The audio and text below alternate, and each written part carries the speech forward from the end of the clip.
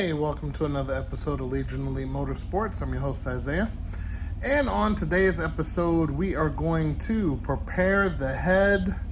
We're going to be doing the lifters with the feeler gauge, popping in spark plugs, preparing the engine, more or less.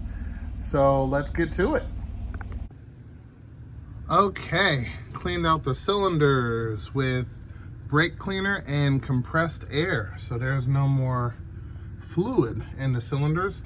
Now we're going to lubricate the cylinders with PB Blaster. That's going to be a good lubricant to keep that rust down while we wait to pop on the new head. Everything looks pretty decent. Yeah, not too terrible. A used engine, not bad. But yep, so we're gonna take these studs out. We're gonna have to use vice grips because some genius put them upside down and cut these two. So yeah, we're gonna have to pull those out. All right, got the studs out. Laid down some protectant, PB Blaster on top of those pistons. Keep everything happy. And the way I move those studs out is you tighten the bolt on the bottom, hit it with an impact a little bit, and then you impact the studs out, and that's how you get them out. If they get stuck, don't worry about it. We're throwing these in the garbage. Apparently, these don't have Allen heads on it at all. I don't know where those got purchased, but I'd ask for a refund. That is not the way they're supposed to look. We'll get to what they're supposed to look like in a bit, but let's grab the new head and get that prepared. All right, excuse the fan in the background, but we have the old head dismantled and sat over there for right now. And basically we unpackaged the new head. It comes with all new hardware here. So I sat here and I put in each and every one. Now when you unpack your new head, it comes with everything completely ready to go out of the box. Only thing you do need to put on the head is a couple things. First thing is the seal for this guy here, including the plate with the bolts, which I have those. Then you're gonna need your seal, okay, for your cam, which goes right in here. It goes this way. I don't know why I see everybody putting it this way for it to collect oil on the inside. It goes this way so it doesn't collect any oil anywhere.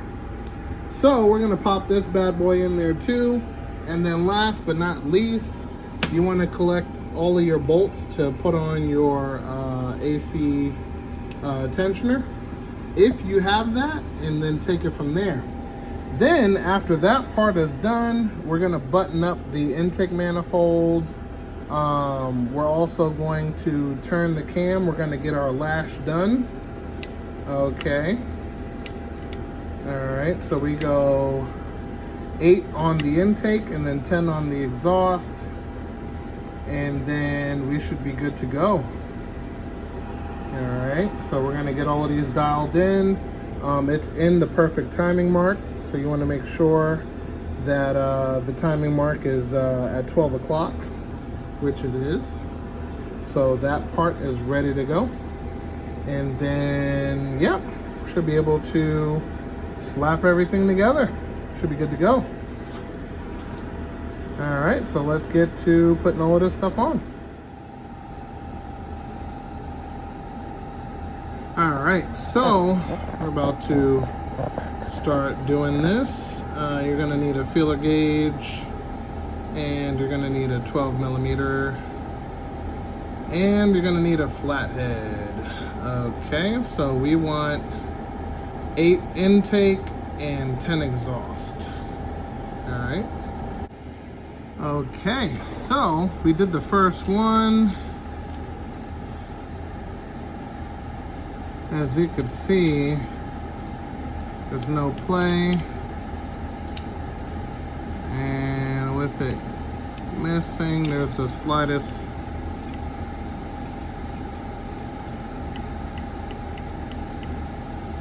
bit of play. And you shove your 8th thou in there. See? Not too tight, not too soft, but you want it just right. A good amount of resistance, but not too tight where it snags completely. Also, you want to make sure that your cam lobes are down, not facing up. Otherwise, you're going to get inaccurate readings, especially after you rotate the motor, or the head, rather. And in order to check that, just make sure you visually see it down and not up. And then, yep, make sure that that's done properly. And make note of which one you tighten. You can mark it, you can pretty much do whatever, but as long as you know that you did each one properly, 8 intake, 10 exhaust, you're good to go. All right, let's continue on.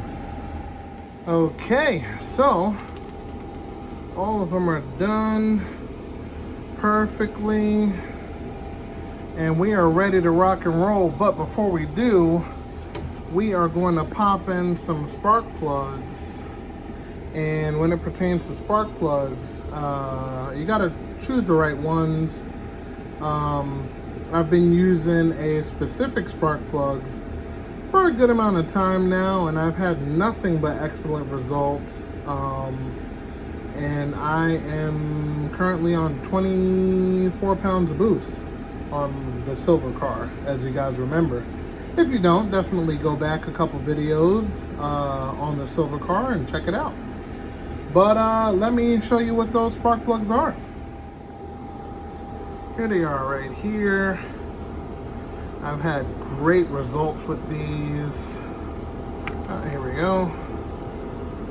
Part number right there. And also, these are pre-gapped, but we do have a spark plug gap checker, and we're definitely going to check it and re-gap it if we need to. Here's a tool right here. Gaps by twisting this guy, closes the spark plug gap, and then you use your feeler gauge to make sure it's exactly where it's supposed to be. So if you are unfamiliar with the spark plug gap is factory on this, it is 044. So it's 44 thousandths. It's not going to show you on this, but if you take your gapping tool, you get the 044. That is the stock gap of the Starion. And I use that same gap on my silver car and I have no problem. Probably because I have MSB Spark control in the program. But on the factory setup, on the factory engine just like this, it'll work exactly the same and just as good. So we're gonna pre-gap these, make sure the gap is correct. And don't forget to add your anti-seize, okay, to make sure the spark plugs don't get stuck. Now, normally on a head that has some years in it, you don't really have to go to that extreme, but on a brand new head, I highly advise it. So, yeah, we're gonna add some of these on these 4, and yeah, we'll be good to go. Okay, they have been pre-gapped and installed. Okay, so I want to bring up something. I've been doing this for quite a bit of time, and I noticed that a lot of people put them on and then call it good. Now, there's one thing that a lot of people are, usually miss. These have a crush washer on it. So that means that after it's tight like that, you gotta keep going. Because you're gonna crush the crush washer. And then, wait, now it's tight. So, there we go. So you're gonna twist these in, same deal.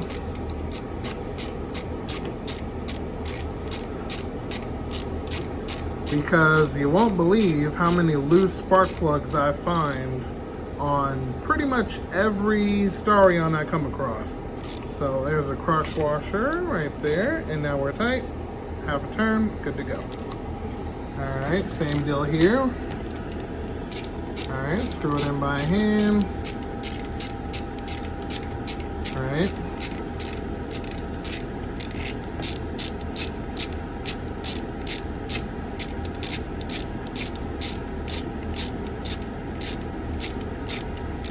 All right, crush washer. Crush that crush washer. And then have a turn, tight. Okay, no need to go crazy, but at the same time, don't forget that crush washer. All right, I'm gonna tighten this last one and we should be good to go. Okay, so I'm gonna start prepping this surface. Gonna clean that up, make sure it's good. Take the old gasket off. Well, the rest of it, I should say. And then the final step there is going to be alcoholing it down, making sure it's nice and clean, ready to rock and roll, and we should be good to go. But before I do that, I want to see if the car is going to start using the starter. So what I'm going to do is the switch I have to activate the starter. Once the engine is rotating, I can rule out a bad starter, because it could be a bad starter, it could be the wiring in the car as to why it's not starting. So I'm gonna kind of rule that out now so I don't have to come revisit this area. So first things first, gonna get a little bit of skin here. All right, and then I'm gonna connect my push button starter to this guy here, which is the clip at the top, and then I'm gonna leave it on the side. And then when you're done, technically everything is ready, you can connect it to the power and then push the button and it'll add power to that circuit. So that'll tell me if it's working or if it's not, and if it is, that'll be good, and then we can kind of take it from there. So okay, so we have everything connected, but due to the fuzz, I'm pretty sure this battery is dead. So I'm gonna put a jump box on this guy. Should give us about 13.8, probably 14 volts. And then I'm gonna hold this up, so if it rotates, it won't yank down and destroy stuff. And hopefully that works. So we're gonna find out right now. Let me get the jump box and we should be good to go. Okay, so we got 15 volts, even better. All right, so I'm gonna hit the button and I'm gonna hold that. So this is gonna require 2 hands. I'll keep you guys updated and let you know what happens. Okay, so we eliminated one issue. This thing spun no problem. As you can see, the pistons are down. So I'm gonna get it back in time, so we'll be good to go there. But in general, yeah, I would say the starter's good. And with that being said, we're gonna call it an episode there.